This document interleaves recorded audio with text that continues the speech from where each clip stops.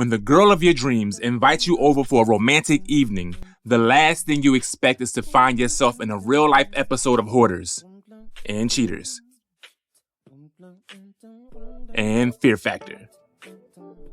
I was expecting to finally get the treasure I wanted, and I did, assuming the treasure was buried under a mountain of trash and guarded by a creepy crawler roommate. Trash to Piece Theater, unbelievably fine and unfathomably filthy.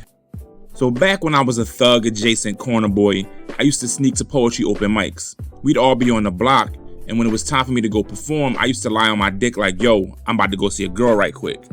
In my mind, I was using a girl as a metaphor for poetry, but in reality, my masculinity was so fragile I was afraid to tell my homies I was writing and performing poetry. And then one night, I was going to see a girl. Mel stopped me and walked me to my car. We started talking and he said, we know you do poetry, right? We know that's where you go on Friday nights, right? He went on to explain that one of the homies saw me going into October Gallery one night and they've known for weeks now. We laughed and he let me know that they fully supported me. October Gallery was the dopest spot back then. Twice a month they throw an event called Panoramic Poetry. Most of the famous Philly singers and lyricists you know from that era was at that joint doing poetry first. This one Friday, it was a warm spring night and the air smelled of fresh fucking opportunities. The event was packed and the host Herb Gray called me up last to close out the show. During my first poem, my trash ass noticed a baddie enthralled in the front row. After my set, Jawn walked over to me and said, I really enjoyed your pieces. Just as I was about to say something back, her nut-ass boyfriend popped up like, yeah, me too.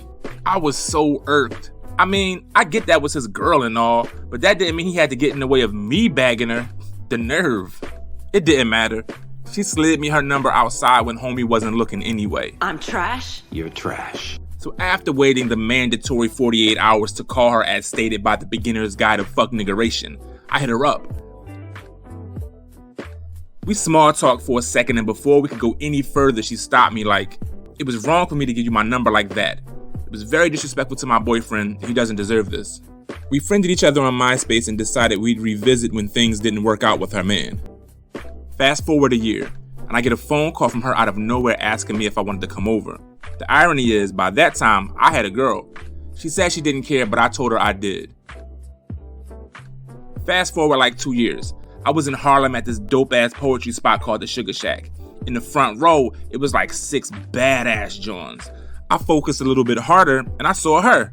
She noticed me around the same time and ran right over to me. She was like, you still with that girl? Not at all.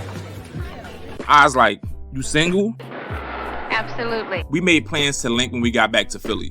And we did. I hit her up and she invited me over to her spot in Center City, which I thought was odd since she was a student and those apartments, particularly on her block, were dumb expensive. She said she had never watched The Wire before, so I grabbed the box set and headed her way. I got to her apartment building and she answered the door looking like my next mistake. She hugged me and we walked down the hall toward her place. She didn't have much booty, but what she did have, she was throwing it. To be fair, it wasn't like little. It was probably like flat but fat. It appeared to be medium, like medium. We get to the door and she opened it. And at first I was still focused on her little snacky cakes. But then I looked up to see the most filthy apartment I'd ever laid my eyes on. It was everywhere. Dishes stacked high, empty food boxes, clothes all over. The only thing clean in the apartment was the couch. She walked in and invited me to sit down. And honestly, I was thinking there was a good chance I was going to catch dysentery if I did, but I probably should have left, but I caulked the wagon and floated my trash ass over to the couch. We popped in The Wire and started watching and talking and ignoring the filth sitting amongst us. I was still curious how she could afford to live downtown when apartments in that area are well over $1,000 for a tiny studio. So I asked her, oh, the owner of the building is a married old white man who has a crush on me. So I give him some every once in a while and he lets me stay here for $500 a month. That's not gonna be a problem, is it? That ain't no problem. Thank you. We kept watching The Wire, and after a while she started touching my leg, and then the peen. And I was thinking that I never got laid in a waste management facility before, but I mean, first time for everything. And just as I was about to make a move, a big ass roach walked across the TV screen. And it didn't keep going. It stopped mid-screen and started looking at us. My nigga was just chilling on McNulty's face trying to get a free peep show. And I looked at her, and she's looking at the TV with the roach on it, the TV with the roach looking at us looking at it. And she didn't say anything, didn't acknowledge it, didn't try to kill it, just let homie chill there like he was paying rent.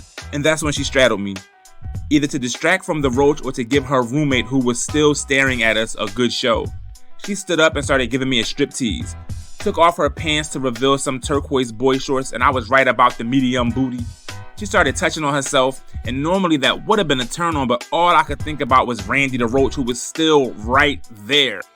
She hopped back on me again and started kissing on me. She went to unzip my pants, but me and Rakeem Roach locked eyes again, and the peen went, I can't do this. I had to get the out of there. So I told her I was hungry, took her down the street to get some Japanese food, ate, walked her back to her door, and went smooth the fuck home. The end, you would think. 2 days later, she posted a sexy ass pic on MySpace, and my goofy ass fell right into the thirst trap. I called her and immediately invited her over to my spot. She came through, so I put the wire on again. And as soon as we started toward the path of sexy time explosions, the same scene with McNulty came on again, and my mind instantly went back to Robert Barochian. And I went insta-soft. The D went on strike. Hell no, I won't go! Hell no, I won't go! My dick was like, if you want to fuck Roachy Rachel, that's on you. Leave me the fuck out of it. I ended up just taking Shorty to Chili's to get a grub. The end, you would think. A few months later, I'm in a club with my homies and I saw her and her friends. We flirted and started dancing. She put that little tiny hiney on me and my D was like, Third time's the charm. We went back to my spot and I refused to turn the TV on. Fuck McNulty. We went straight to the bedroom and got it in. And that was the fucking worst. I mean, horrible. I mean, no chemistry.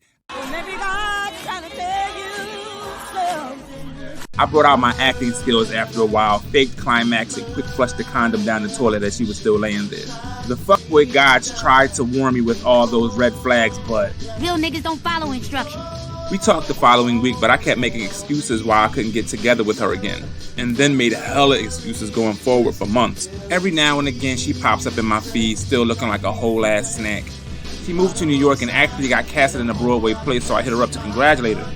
She thanked me and invited me to come chill with her in Brooklyn. I curved that shit though. The sex could have been better the second time, but I was more concerned that Rondell Roach was probably still living with her, ready to cock block like, sucks to suck.